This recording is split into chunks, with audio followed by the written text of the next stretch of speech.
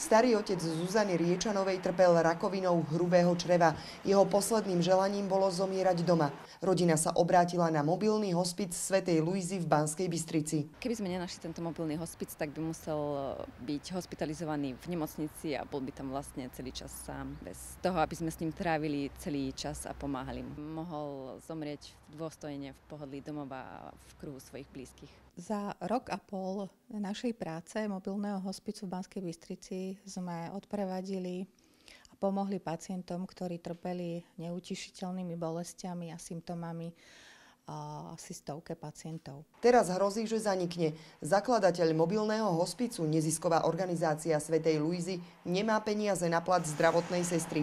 Posledný projekt na refundáciu platov z eurofondov skončil v lani v decembri. Keď tento projekt nebude pokračovať, ako bol minulý rok, tak vlastne sa budú musieť mobilné hospice ukončiť svoju činnosť. Nemáme na výplaty. Zánik hrozí aj mobilnému hospicu Sprevádzanie, ktorý pôsobí 5 rokov v Leviciach a rok v Nových Zámkoch.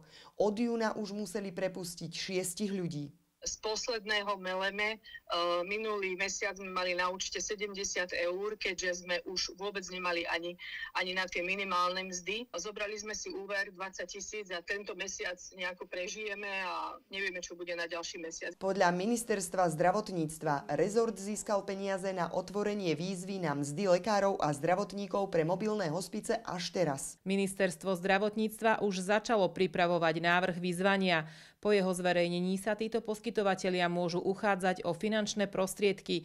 Pripravované vyzvanie bude otvorené aj pre zariadenia, ktoré získali podporu na materiálno-technické vybavenia v rámci plánu obnovy a odolnosti. Výzvu na rozšírenie siete mobilných hospicov vyhlási rezort zdravotníctva v októbri. Miriam Dobrotová, Slovenská televízia.